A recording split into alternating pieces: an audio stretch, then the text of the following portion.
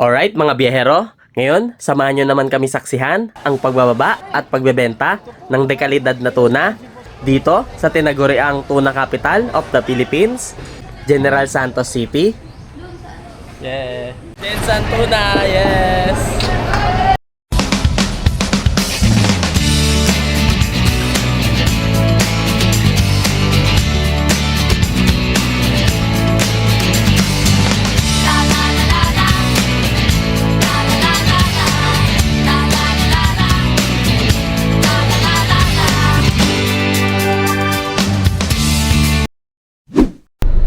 Good morning guys! So today nandito tayo ngayon sa Jensan City and doon pala tayo nagstay sa D Camp Pension House for one night.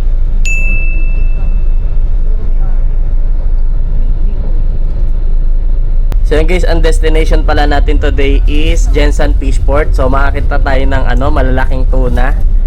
So real life tuna na yung makikita natin, di na sa mga delata.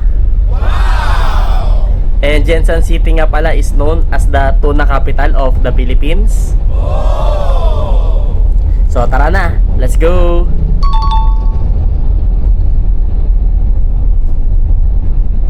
Mga biyahero, ang General Santos City ay matatagpuan sa Mindanao, sa southern part ng Mindanao, at kabilang ito sa Region 12 na kilala bilang Soxargen Region.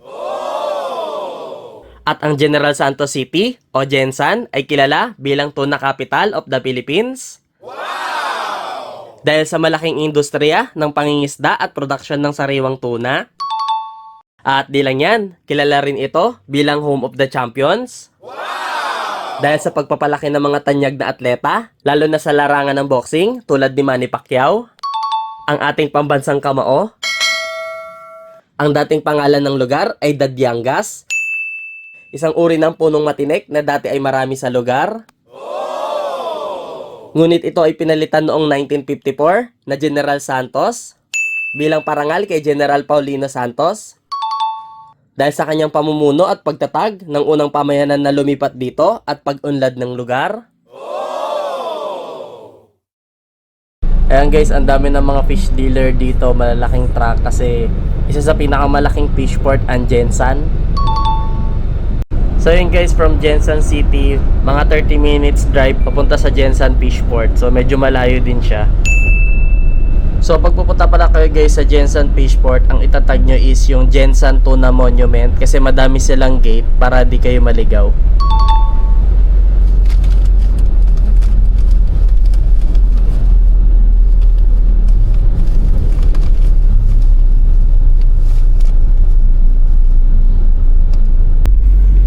Ayan guys, ang daming mga fishing factory dito.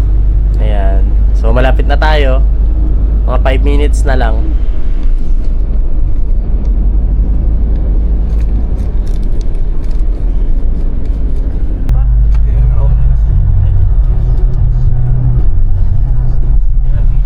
Ayan na guys, Jensan Tuna. So pag nakita na natin to, kaliwa na tayo. Yang tuna statue o tuna monument.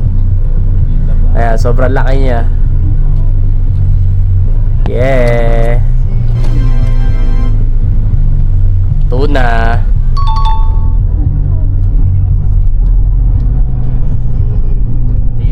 So ayan guys, nakita niyo sa may bandang kanan natin, meron silang proper attire na requirement. So kailangan naka-pants. So bawal lang hindi naka-pants dito. And magsusot tayo ng boots mamaya. Ayan, Philippine Fisheries Development Authority, Fishport Complex, Jensan City. Morning. Sa Fishport, magkabitong gahapon. Ha? Kabitong gahapon. Dili ka na.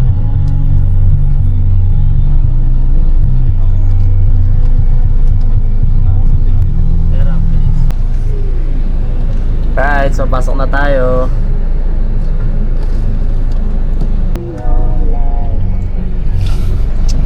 May kasamang bata, may waiver na right.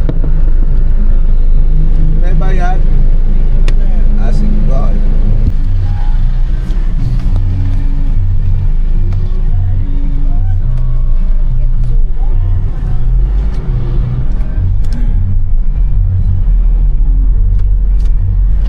So yung pagpasok, kaliwa. Punta tayo dun sa may ano, sa may viewing ng tuna, sa bagsakan ng tuna. Bawal ang bata, pero for education or unavoidable for visitors may no choice but to ay pwede rin ipasok. Ayan, tapos dito, kanan na tayo. Ayan, laki din. Ayan na, lapit na tayo.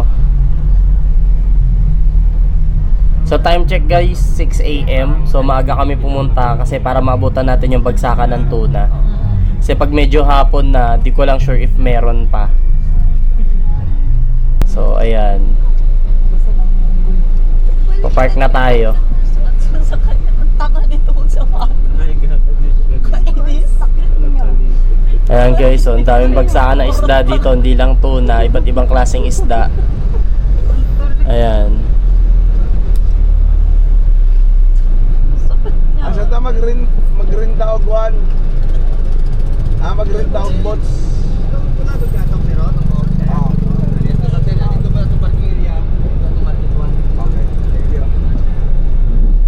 So yun sa dulo daw yung ano, rentahan ng boats. Ayan na.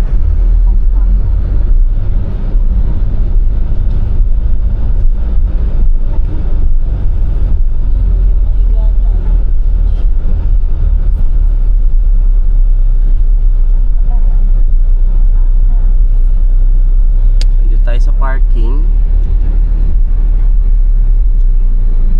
Ayan. Ayun na.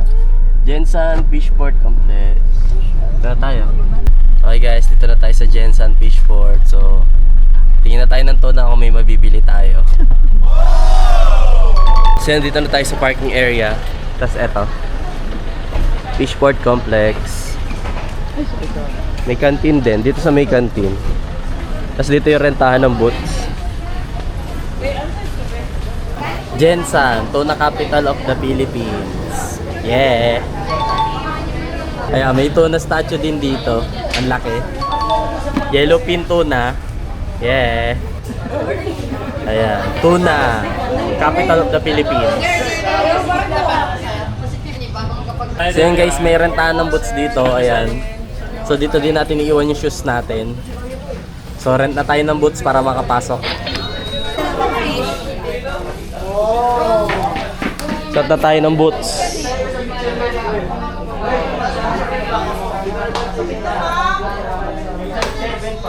So plastic tayo. Plastic natin yung paa natin bago sa boots.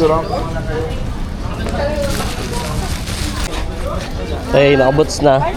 Meron din sila ditong ano, tuna siomai, chorizo, bola-bola, tuna sisig, tuna belly, yan.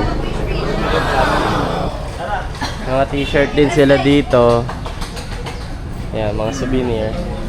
So yan, pasok na tayo sa loob. So ayan. So ayan, sanitize muna tayo ng boots. Ayan.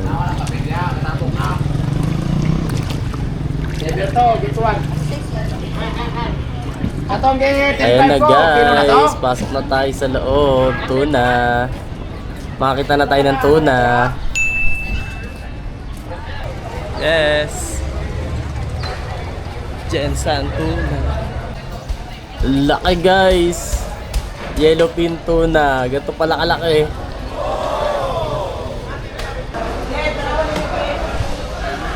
Blue Marlin. Blue Marlin po to.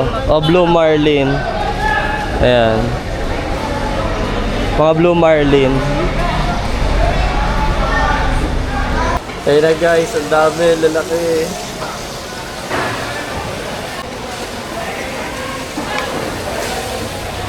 So ayan guys, mga yellowfin tuna. So dati sa lata lang natin nakikita. So ganito pala siya kalaki. Kala ko kasi laki lang siya ng sardinas, di pala. Giant pala yung mga tuna. Grabe. Yan sa tuna. Yeah.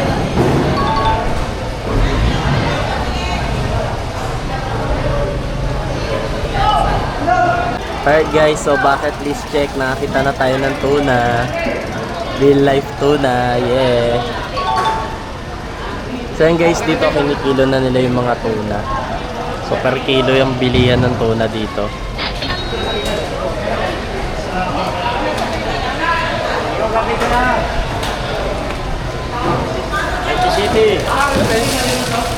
Ito yung Blue Marlin. Ito yung tuna, mas malaki. So yun guys, dito talaga ang bagsakan ng mga tuna sa Gensan. So pag gusto nyo makakita ng tuna in real life, so punta tayo dito sa Gensan. Yung doon, maliliit na yung doon. Ayan o, laki o. Laki. Mata o. Laki ng tuna. Mga giant to talaga, no?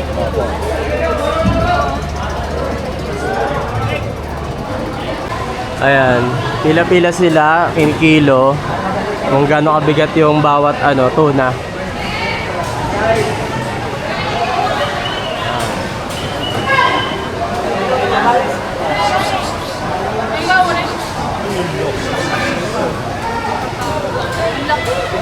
Ayan guys, grabe, giant tuna. Ayan, sunod. Ito yung sunod na lang. Say mo dyan, saan tuna? Go! Madali, mami. Smile. Jensen? Dito ka, tumingin.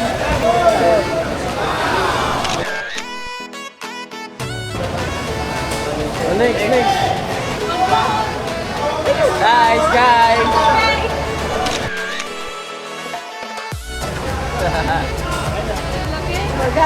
Ang laki Oh, nga niya. Jensen tuna!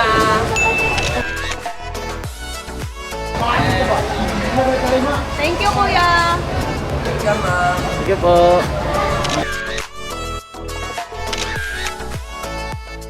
Abot ang isang tuna ho. Wala na eh. Ito po, mga 40 kilos, times po sa 350. 40 times 350. 350 per kilo. Oh, 350 per kilo. So, Amo na yung big eye. 350 times 40. 14,000. 14,000 isa. Opo. Pag matapos na makusipay sa planta. Pero pag hindi siya makuha sa planta, mga lokal. Oo, mga local ho. Lokal, 250 to 80 ang lokal. Pag local ho. Local po. Sa planta, yun po yung mga ginagawang mga Goods. mga canned goods, mga ganon. Ang iba, na-export sa labas. Wala kayong maliit lang, yung ganyan lang, kuya. Ay! Hindi po. Yung mga maliit na ganito? Oo, pa sa kabilang maliit. Doon sa kabila. Sa kabila yung maliliit. Puro tuna ho dito, kuya. Ang laki pa rin, kuya eh. Ha? Ang laki pa rin. Laki pa rin. Pag ma-slice na yan, wala na yan, maliliit na yan. Alright guys, so ito lang yung in-order natin na tuna. So bali 50 kilos siya. So ang per kilo nila is 350 pesos pag import. Pero pag local is nasa 250 lang. Yan guys, ang laki niya. Kaso ba't dinala sa malayo? So ito yung port ng Gensan. Ayan. So tapos na tayo sa tuna, punta naman tayo doon sa maliliit na fish. Maliliit na po na. So ayan guys, ang daming iba't ibang klaseng isda, banye-banyera. Ayan. 5 po? 500. 5,000. 5,000 yung maliit? Isa na. Isang kahon. Ay, isang kahon? Ilang kilo ho yun? 13 kilo, 5,000. Sayang, kuya. Pwede siguro malutong na. Pero Hindi mo mababali.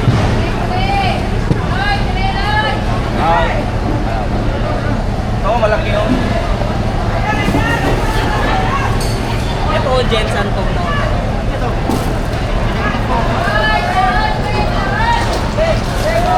Gensan tuna. Gensan tuna, yes. Bigat, kahit maliit. naglalaway oh. Bigat po, kahit maliit lang uno. Oo. So ayan guys, mga iba pang isda dito na makikita sa Gensan Fishport. Ayan.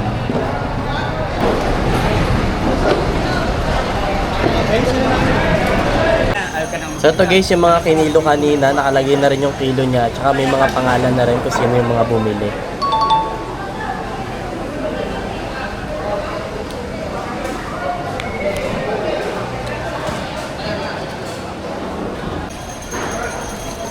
Ayan guys, ang dami. Ito pa sa kabila.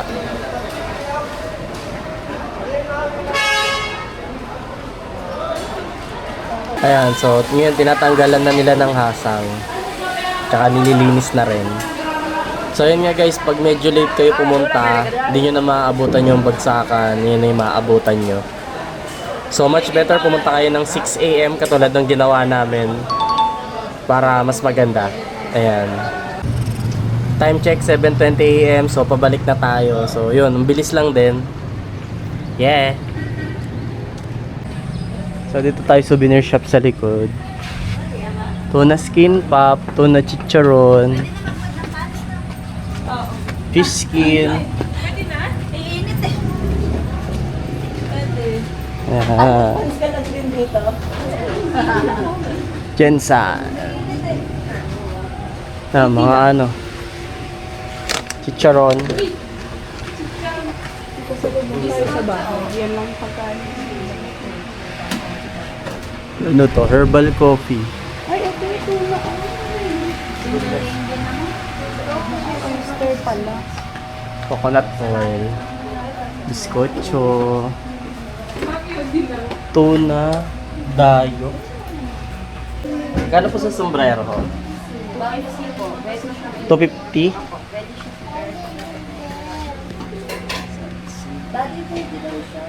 Ganda pa.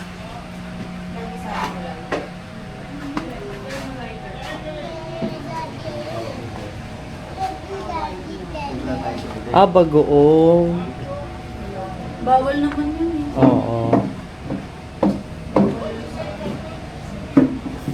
So yun guys, katapos lang natin mag-ikot. So binalik na natin yung ano dito, boots. Ayan. Tapos punta na tayo sa ano, statue, tuna statue, then souvenir. Let's go. Tayo dito. Kala ko ba? Ayan na, so picture na tayo dito. Ayan na.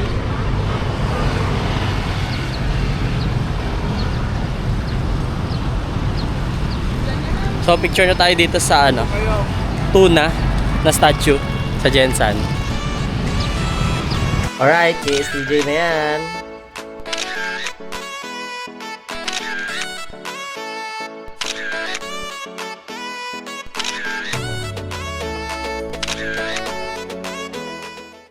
So yun, nakapag-picture na tayo dito.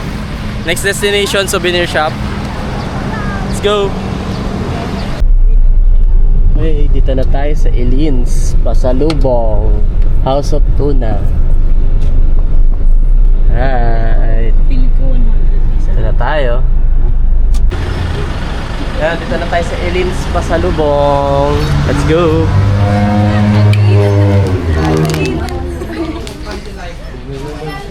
Tuna chicharon.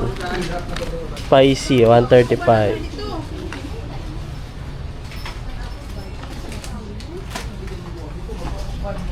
Ayan. Ayan, tuna chicharon.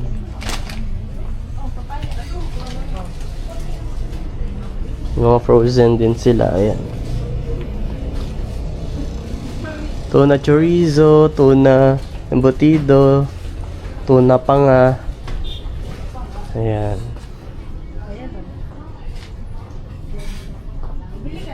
Ayan. Wala doon? Wala. Ayan. Ayan, ref magnet, Jensan, 60. Ganda oh. Tapos may ano pa, eto, 250. Ganda. Yan, meron pa dito. Ayan, ang laki. Ito na capital.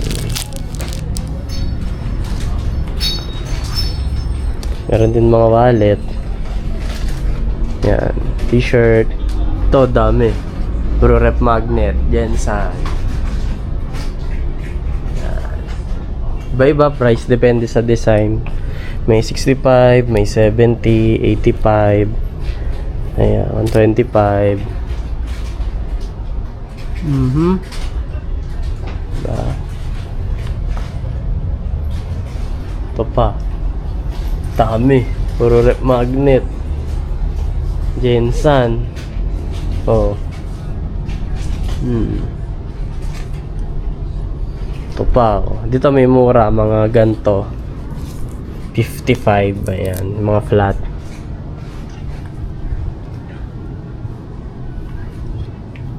Jensen tuna. Yan. Ito pa. Mga ano. Ito. Same design. Yung mga keychain din. Ito. Jensen tuna. Mga bag. Ayan. Teacher's bag. 1,000. Mga keychain.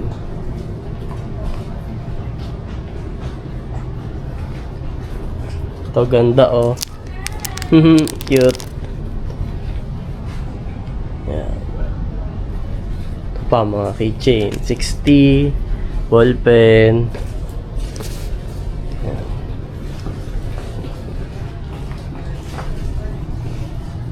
Ganda. May mga ano din. Ayan. Yung sinusuot. Tiboli. Yan.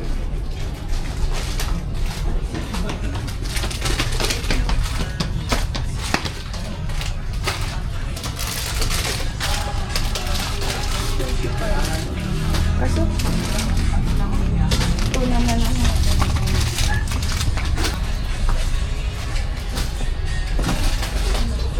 Wood ref magnet.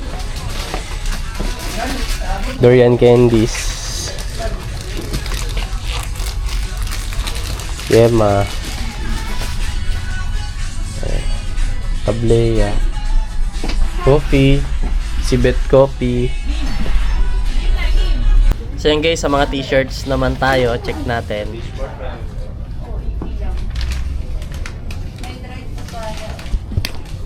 Ayan mga prices. XL 300.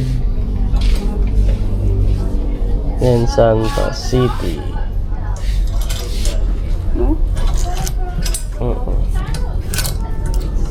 Yan yung mga design. I love Jensen. Mga pang baby. Yan.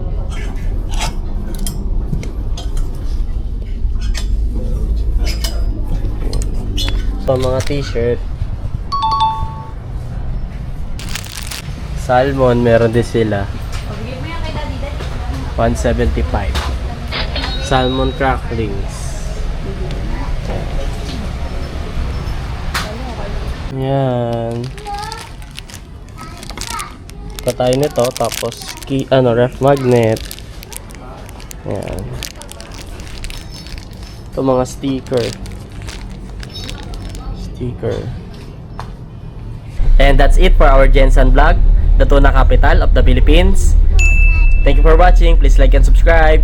Yeah.